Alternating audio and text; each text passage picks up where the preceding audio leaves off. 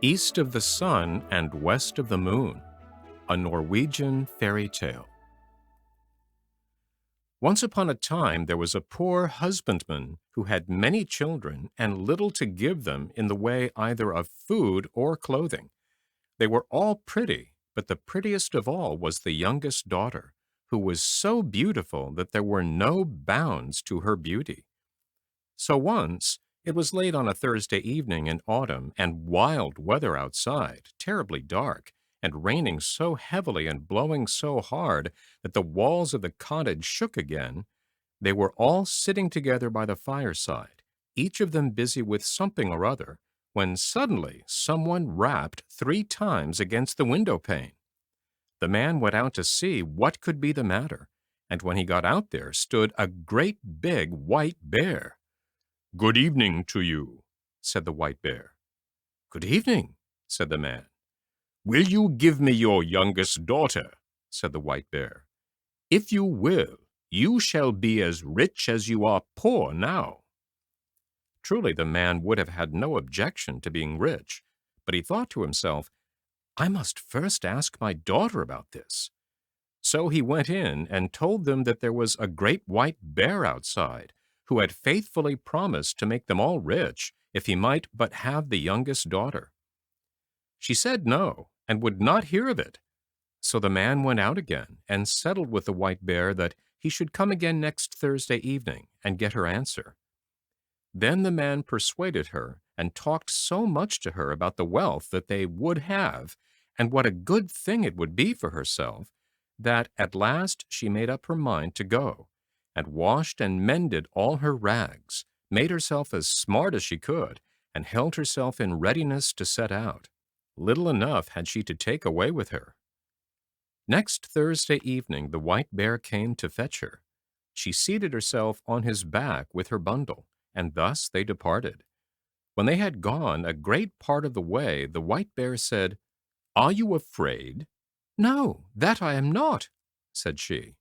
"Keep tight hold of my fur, and then there is no danger," said he. And thus she rode far, far away, until they came to a great mountain.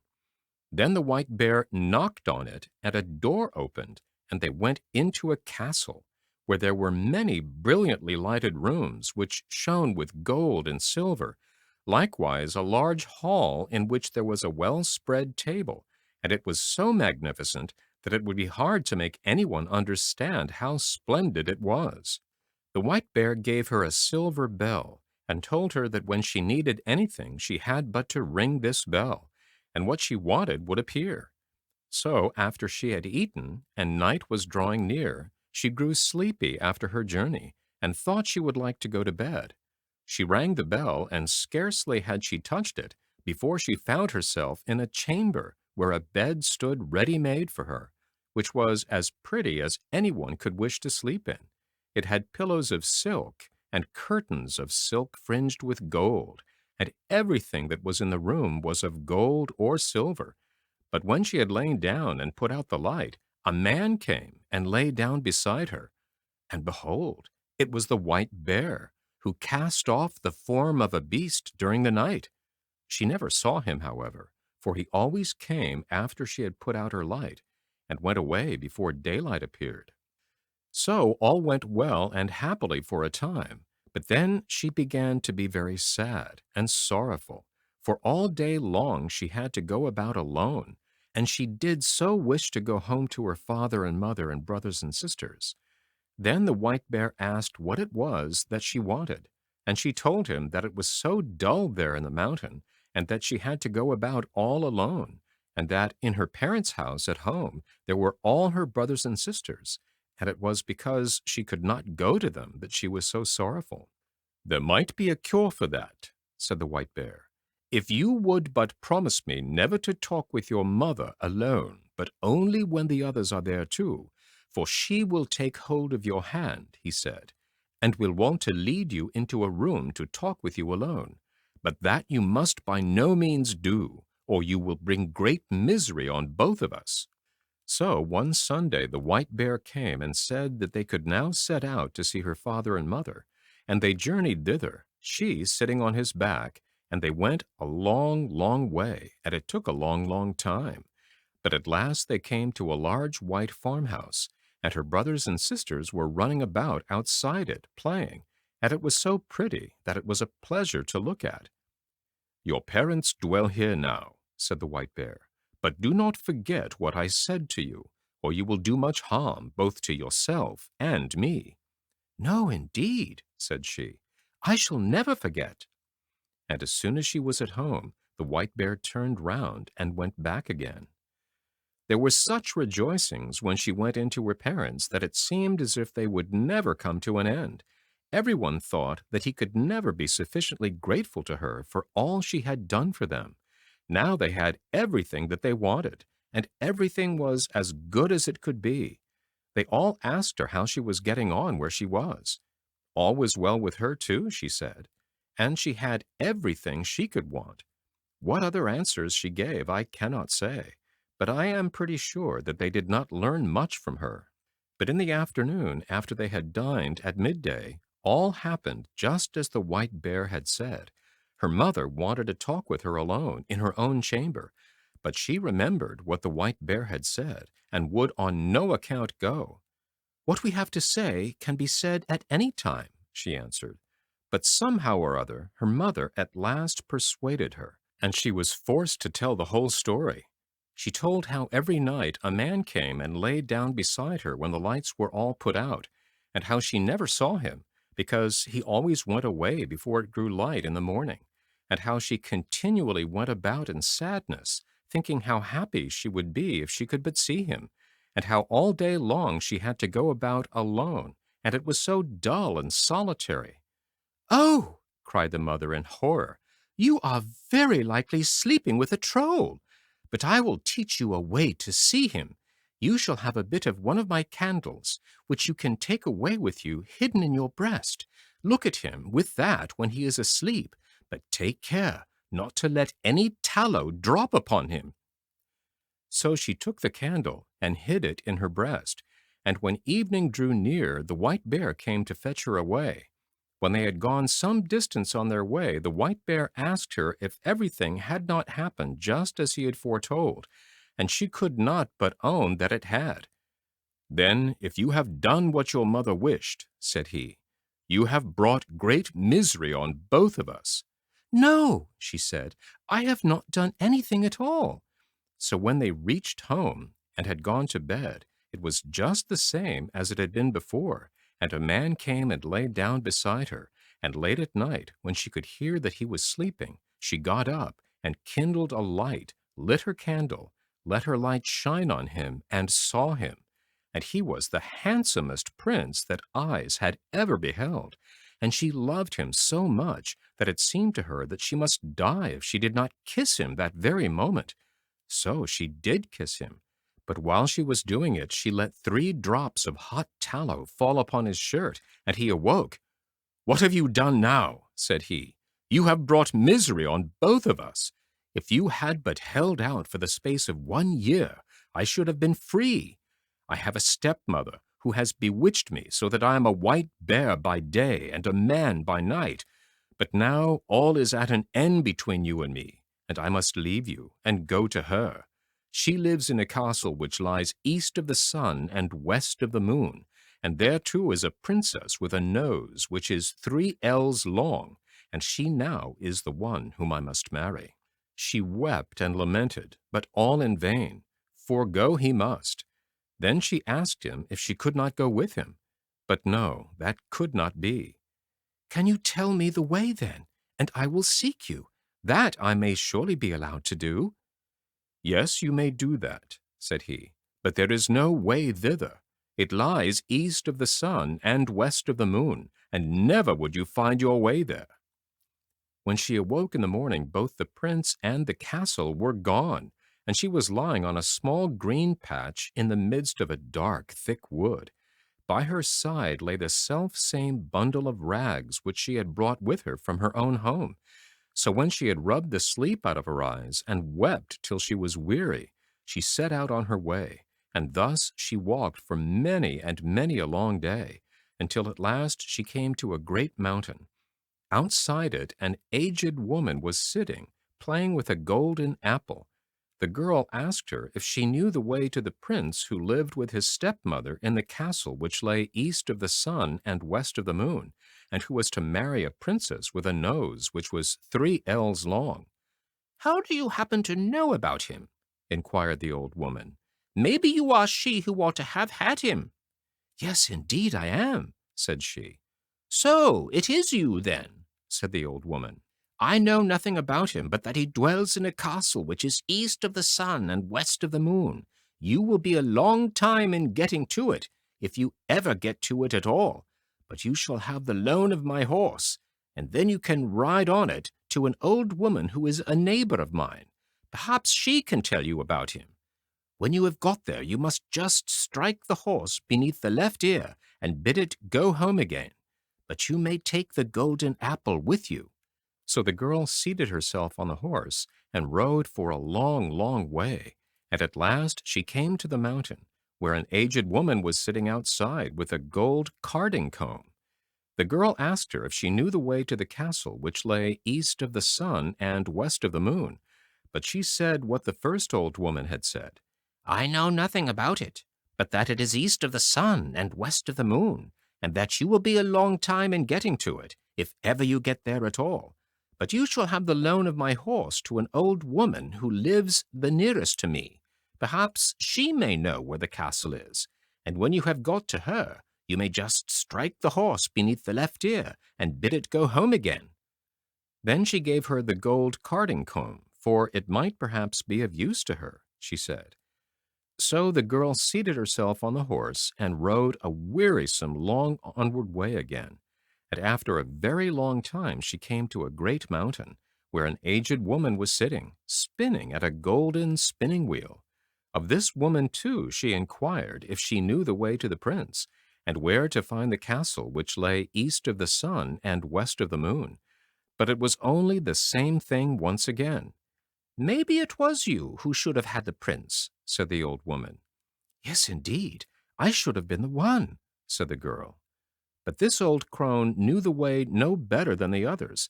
It was east of the sun and west of the moon, she knew that. "And you will be a long time in getting to it, if ever you get to it at all," she said. "But you may have the loan of my horse, and I think you had better ride to the east wind and ask him. Perhaps he may know where the castle is, and will blow you thither. But when you have got to him, you must just strike the horse beneath the left ear, and he will come home again." And then she gave her the golden spinning wheel, saying, "Perhaps you may find that you have a use for it." The girl had to ride for a great many days, and for a long and wearisome time before she got there. But at last she did arrive, and then she asked the east wind if he could tell her the way to the prince, who dwelt east of the sun and west of the moon. "Well," said the east wind, "I have heard tell of the prince and of his castle, but I do not know the way to it, for I have never blown so far. But if you like, I will go with you to my brother the west wind. He may know that, for he is much stronger than I am. You may sit on my back, and then I can carry you there." So she seated herself on his back, and they did go swiftly. When they got there, the east wind went in and said that the girl whom he had brought was the one who ought to have had the prince up at the castle which lay east of the sun and west of the moon, and that now she was traveling about to find him again. So he had come there with her, and would like to hear if the west wind knew whereabout the castle was. "No," said the west wind, "so far as that have I never blown. But if you like, I will go with you to the south wind, for he is much stronger than either of us, and he has roamed far and wide, and perhaps he can tell you what you want to know. You may seat yourself on my back, and then I will carry you to him." So she did this, and journeyed to the south wind, neither was she very long on the way. When they had got there, the west wind asked him if he could tell her the way to the castle that lay east of the sun and west of the moon, for she was the girl who ought to marry the prince who lived there. "Oh, indeed," said the south wind, "is that she? Well," said he, I have wandered about a great deal in my time, and in all kinds of places, but I have never blown so far as that. If you like, however, I will go with you to my brother the North Wind. He is the oldest and strongest of all of us, and if he does not know where it is, no one in the whole world will be able to tell you. You may sit upon my back, and then I will carry you there." So she seated herself on his back, and off he went from his house in great haste, and they were not long on the way. When they came near the North Wind's dwelling, he was so wild and frantic that they felt cold gusts a long while before they got there. "What do you want?" he roared out from afar, and they froze as they heard. Said the South Wind, "It is I, and this is she who should have had the prince who lives in the castle which lies east of the sun and west of the moon, and now she wishes to ask you if you have ever been there, and can tell her the way, for she would gladly find him again." "Yes," said the North Wind, "I know where it is. I once blew an aspen leaf there, but I was so tired that for many days afterward I was not able to blow at all. However, if you really are anxious to go there, and are not afraid to go with me, I will take you on my back, and try if I can blow you there." "Get there I must," said she, "and if there is any way of going, I will, and I have no fear, no matter how fast you go." "Very well, then," said the North Wind, "but you must sleep here tonight, for if we are ever to get there, we must have the day before us." The North Wind woke her betimes next morning, and puffed himself up, and made himself so big and so strong that it was frightful to see him, and away they went, high up through the air, as if they would not stop until they had reached the very end of the world. Down below there was such a storm. It blew down woods and houses, and when they were above, the sea ships were wrecked by hundreds. And thus they tore on, and a long time went by, and then yet more time passed, and still they were above the sea, and the North Wind grew tired and more tired, and at last so utterly weary that he was scarcely able to blow any longer. He sank and sank lower and lower, until at last he went so low that the waves dashed against the heels of the poor girl he was carrying. "Art thou afraid?" said the North Wind. "I have no fear," said she, and it was true. But they were not very, very far from land, and there was just enough strength left in the North Wind to enable him to throw her onto the shore, immediately under the windows of a castle which lay east of the sun and west of the moon. But then he was so weary and worn out that he was forced to rest for several days before he could go to his own home again. Next morning she sat down beneath the walls of the castle to play with the golden apple, and the first person she saw was the maiden with the long nose who was to have the prince. "How much do you want for that gold apple of yours, girl?" said she, opening the window. "It can't be bought for either gold or money," answered the girl. "If it cannot be bought either for gold or money, what will buy it? You may say what you please," said the princess. "Well, if I may go to the prince, who is here, and be with him tonight, you shall have it," said the girl, who had come up with the North Wind. "You may do that," said the princess, for she had made up her mind what she would do. So the princess got the golden apple, but when the girl went up to the prince's apartment that night, he was asleep, for the princess had so contrived it. The poor girl called to him and shook him, and between whiles she wept, but she could not wake him. In the morning, as soon as day dawned, in came the princess with the long nose, and drove her out again. In the daytime she sat down once more beneath the windows of the castle, and began to card with her golden carding comb. And then all happened as it had happened before. The princess asked her what she wanted for it, and she replied that it was not for sale, either for gold or money, but that if she could get leave to go to the prince and be with him during the night, she could have it. But when she went up to the prince's room, he was again asleep, and let her call him, or shake him, or weep as she would, he still slept on, and she could not put any life in him. When daylight came in the morning, the princess with the long nose came too, and once more drove her away.